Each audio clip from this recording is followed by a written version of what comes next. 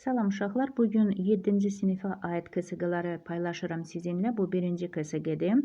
Gəlin başlayaq. Deməli, birinci sualımız belədir.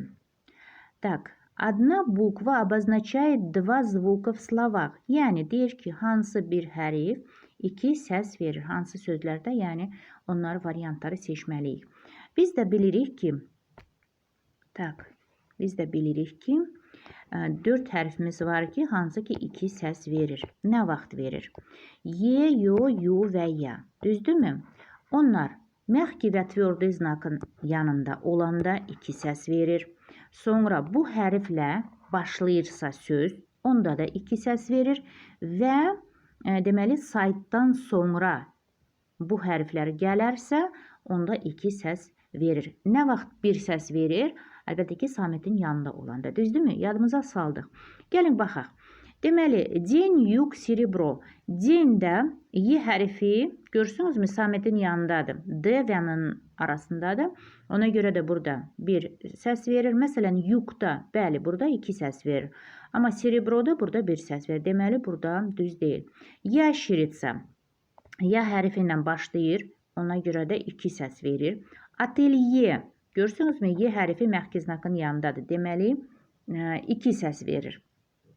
Объем sözündə yo hərfi tverdi znakın yanındadır. Deməli, burada 3'ü də bizdə 2 səs verir. Ящерица, ателье, объем.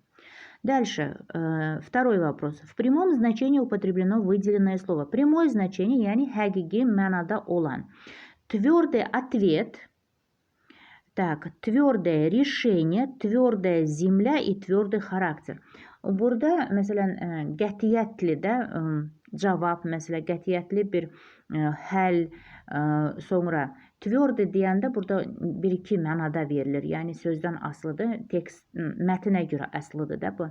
Yəni, bərk də, belə deyək də, məsələn, bərk bir torpaq, tвердая земля и tвердый характер çox belə deyək ki, bərk bir xarakterdə insanın, yəni. Tвердая земля bizə də nə lazımdır? Bizə də lazımdır ki, прямое значение həqiqi mənada. В какой пословице есть антонимы? Yəni, deyir ki, hansı atalar sözündə antonimlər, yəni əks mənası var. Учиться никогда не поздно, burada yoxdur. Кто rano встает, того удача ждет, burada da yoxdur. Старый друг лучше новых двух. Старый və новый. Köhnə və yeni deyiriksə, burada uca antonim var. Deməli, biz C variantını seçirik.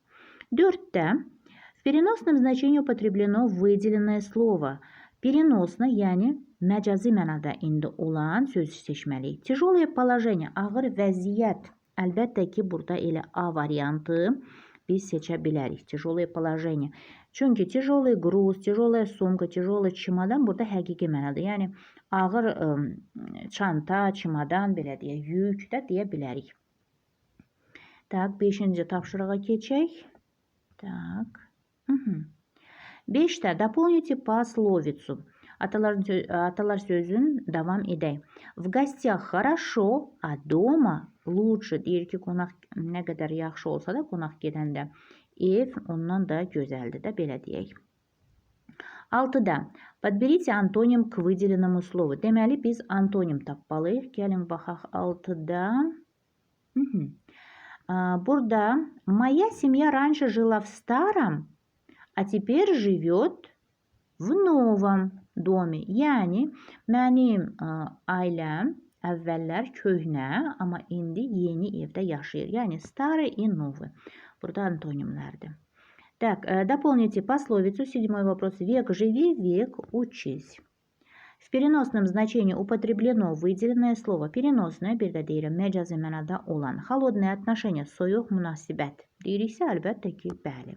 Çünki холодный ветер, soyuq külək, холодная вода, soyuq su, холодный компот, soyuq kompot, bu уже həqiqi mənadadır. 9-da выберите неверный перевод. Burada hardasa səhv var. Bizim tərcümədə gəlin baxaq. Полететь на луну, aya uçmaq, düzdür. Пойти в школу, məktəbə getmək, düzdür. Войти в комнату, otaqdan çıxmaq yox, otağa deməli daxil olmaq. В комнату deyirik biz. Ona görə də burada səhv. Отдыхать в парке, parkda dincəlmək. Bu da düzdür. 10-cu sual. Sinoнимami являются слова. İndi biz yaxın mənalı sözləri seçməliyik. Tak. Gəlin bunu. Tak. 10-cu.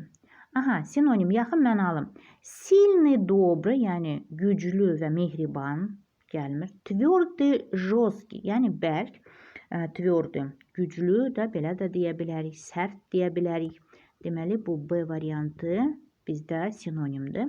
Çünki sветлый, açıq və severni, məsələn, şimal, mягкий, yumşaq, malinki, balaca bunlar gəlmir. Və 11-ci sual burada 16 yazılıb, amma burada 11 olmalıdır. Так, frazeologizm kod naplakal. Kod naplakal, yəni pişik elə bil ağlayıb. Nəsə də pişiyin göz yaşı kimi, yəni qədər deyiriksə, yəni az. Bu da mala olur uşaqlar. C variantıdır. Belə, sağ olun, görüşərik.